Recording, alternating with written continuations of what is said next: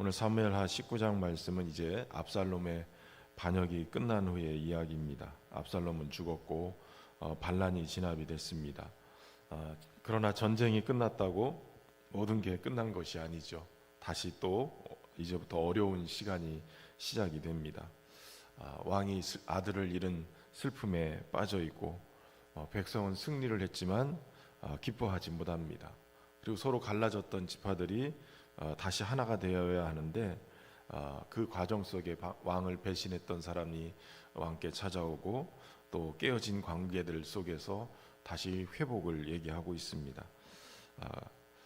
오늘 하나님 앞에서 우리가 실패하고 관계가 깨어졌을 때 오늘 말씀을 통해서 어떻게 회복과 용서와 화해가 이루어지는지를 함께 살펴보려고 합니다. 우선 첫 번째는 슬픔보다 사명을 선택해야 된다는 거예요. 압살롬은 반역을 일으켰지만 여전히 다윗에게는 아픈 손가락이었습니다. 사랑하는 아들이었죠. 그래서 자기 군사들에게 다윗이 압살롬을 너그러이 봐달라 요청했으나 결국 요압에 의해서 압살롬이 죽임을 당하지요.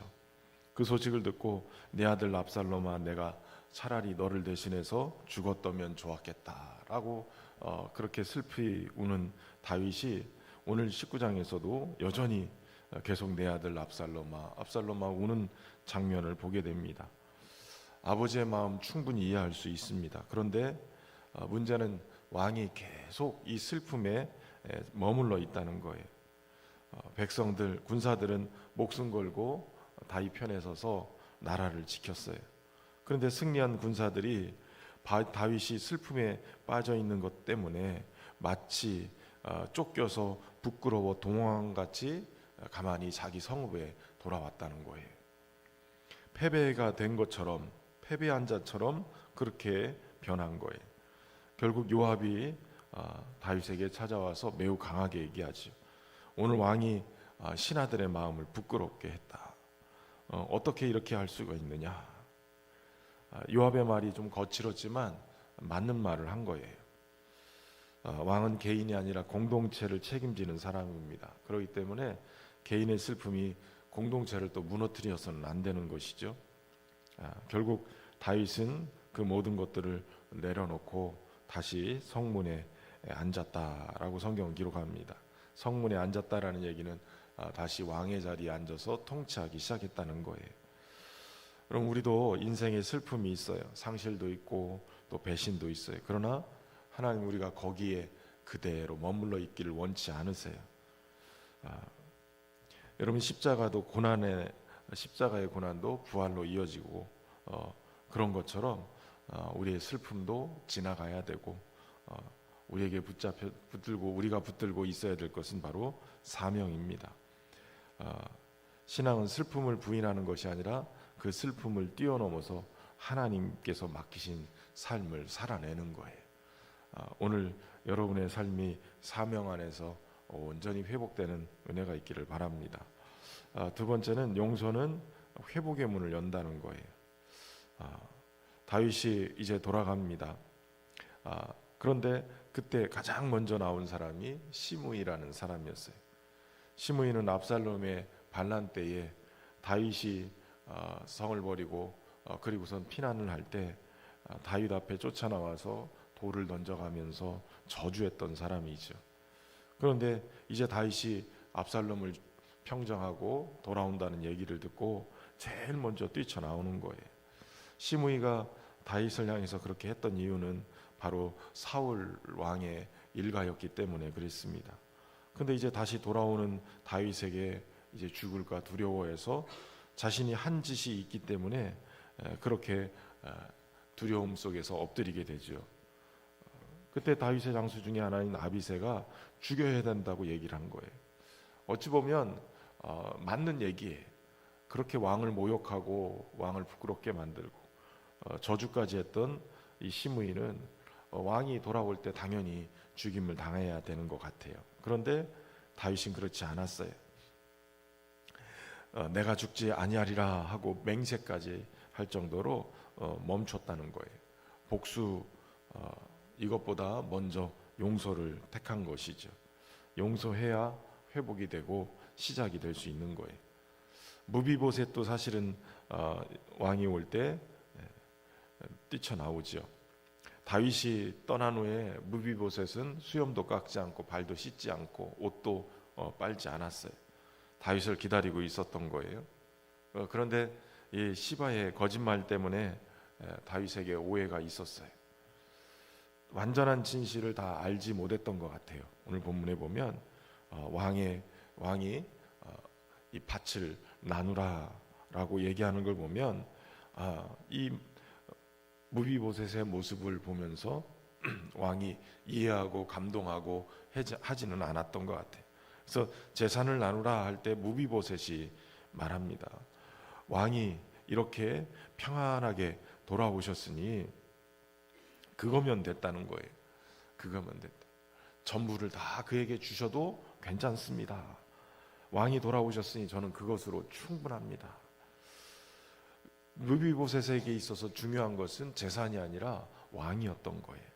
그가 그렇게 수염도 깎지 않고 발도 씻지 않고 옷도 빨지 않고 그렇게 왕을 기다렸을 때 그는 가만히 있지 않았을 거예요. 계속 왕을 바라보면서 중보기도를 했을 거예요. 그가 무사히 돌아오기를, 그것만 본인이 받은 은혜, 그것을 기억하면서 왕이 나에게 이렇게 은혜를 베풀었으니 내가 왕만 있으면 됩니다. 이렇게 고백하는 거예요. 여러분, 참된 사랑은 유익보다 관계가 더 중요한 거예요. 그럼 우리가 하나님에게도 이렇게 얘기할 수 있어야 돼요. 주님 한 분만으로 충분합니다. 이 고백을 할 수 있어야 되는 거예요. 그런데 제가 목회를 하면서 계속 경험하는 것 중에 하나가 내가 기도한 대로 안 될 때, 나에게 어떤 문제가 생겼을 때, 병이 들거나 또 직장의 문제나 회사의 문제가 생겼을 때, 내게 손해가 끼쳐지는 일들이 벌어졌을 때 주님 한 분만으로 충분합니다라고 고백했다가도 주님 가지고는 안 되겠습니다. 나에게 이것이 있어야 되겠습니다. 이것보다 주님보다 이게 더 중요합니다. 이런 모습으로 신앙생활하는 분들이 꽤 많다는 것을 알게 되었어요. 조금만 어려움이 터지고 내 인생에 문제가 생기면 주님이 보이지 않아요. 그게 더 중요한 거예요. 여러분, 신앙생활은 주님만으로 충분합니다. 이 고백을 할 수 있어야 돼요. 그러니까 무비보셋의 이 모습은 정말 그가 지금 왕에게 온전하게 인정받지는 못해도 그의 모습은 너무 귀하다라는 생각이 들어요. 여러분, 신앙생활에 용서하는 것도 어찌 보면 손해보는 것처럼 느껴져요. 그런데 용서하면 공동체를 살리고 용서를 통해서 회복이 시작이 되는 거예요.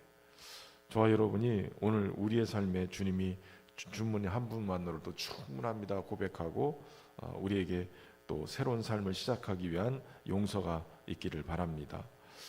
세 번째는 하나님의 나라는 은혜를 기억하는 공동체이어야 한다는 거예요.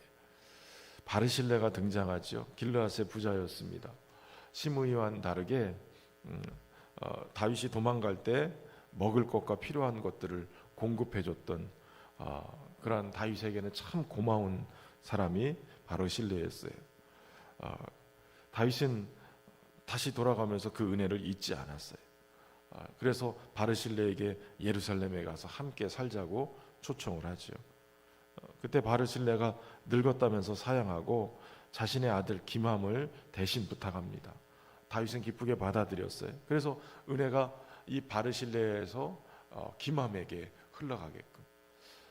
모든 부모가 그렇겠지만 부모의 입장에서는 내가 은혜 받고 누리는 것도 참 중요한데 이것보다도 내 자녀가 그 은혜를 누렸으면 좋겠다라고 생각하는 거예요. 우리 부모들의 기도로 우리 여름 사역들이 계속 진행이 잘 되고 있습니다. 또 내일부터 우리 중고등부 수련회가 또 진행이 되죠. 은혜가 이렇게 이어져야 돼요. 부모들이 자녀를 위해서 기도하고 주님께 의탁하고 그래서 내가 누리는 은혜도 중요하지만 나보다도 더 내 자식이 그 은혜를 누렸으면 하는 거예요. 주님께 맡겨드려야 된다는 거예요. 그 은혜가 우리 가정 속에 늘 넘쳐서 우리의 자자손손 믿음의 자녀들로 세워지기를 주의 이름으로 축원합니다. 그런데 한편 마지막 본 단락에서는 유다 지파와 이스라엘 지파가 싸우는 모습을 보게 됩니다. 왕이 요단을 건너서 이제 예루살렘으로 돌아가야 되는데 누가 먼저 왕을 모셨느냐 가지고 서로 싸우기 시작해. 왕이 돌아오는데 우리 공로가 더 인정받아야 된다. 왜 너희들만 그렇게 먼저 왕을 모시느냐. 이것 때문에 서로 불편하게 문제가 생겨요. 회복의 순간에도 인간은 쉽게 교만해집니다. 교회도 누가 더 많이 했는가, 누가 더 인정받아야 되는가, 항상 이런 문제 때문에 서로 불편해지는 거예요. 여러분, 하나님의 나라는 공로가 아니라 은혜로 세워져야 돼요. 교회도 하나님의 나라, 이 공로가 아니라 은혜로 세워져야 된다는 거예요. 여러분, 하나님께 받은 것도 은혜이고 우리가 섬길 수 있는 것도 은혜이고 오늘 우리가 이 자리에 있는 것도 다 은혜예요. 여러분, 은혜를 기억하는 한 싸우지 않아요. 감사하고 양보하고 서로 축복하게 되어져요. 근데 은혜가 떨어지면, 은혜를 잃어버리면 서로 인정받으려 하고 또 서로에게 분열이 일어나는 거예요. 여러분, 오늘 본문의 말씀은 회복의 장이에요.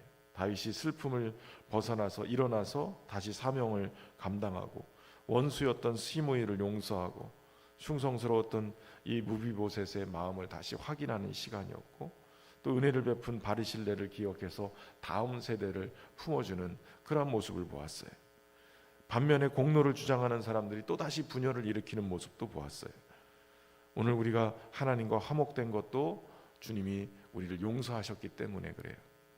오늘 우리도 주님을 닮아서 슬픔을 넘어 사명을 붙들고 복수보다 용서를 택하고 받은 은혜를 기억하면서 분열을 넘어서 하나됨을 유지하는 우리 가정과 교회에 새롭게 세워가는 저와 여러분 되기를 주의 이름으로 축원합니다.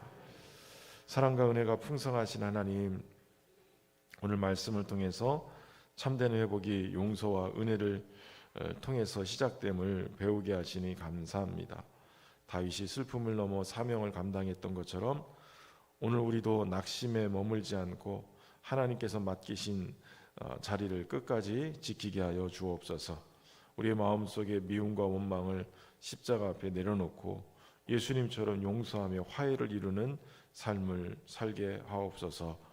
또한 바르실레의 은혜를 기억한 다윗처럼 주님의 사랑을 잊지 않고 감사하며 우리의 공로를 앞세우기보다는 은혜를 자랑하는 겸손한 우리 모두가 되게 하여 주옵소서. 특별히 우리의 믿음의 다음 세대들, 자녀 세대들을 축복하셔서 우리가 누리는 은혜, 하나님 더한 은혜를 우리 자녀들이 누리며 살아갈 수 있도록 축복하여 주옵소서. 내일부터 또 시작되어지는 우리 중고등부 수련회를 하나님 축복하시고 저들 가운데 주님 만나주시고 은혜로 충만케 하여 주옵소서. 우리의 가정과 교회가 그리스도의 사랑으로 하나 되어져서 하나님 나라를 드러내게 하시고 오늘도 성령께서 우리의 걸음을 인도하여 주옵소서. 정성을 다한 귀한 예물 올려드립니다. 기도 제목 담았사오니 저들의 기도가 하늘에 상달되어 주님의 뜻에 합당한 응답으로 역사하게 하여 주옵소서. 오늘도 함께 하실 주님을 기대하며 예수님의 이름으로 기도하옵나이다. 아멘.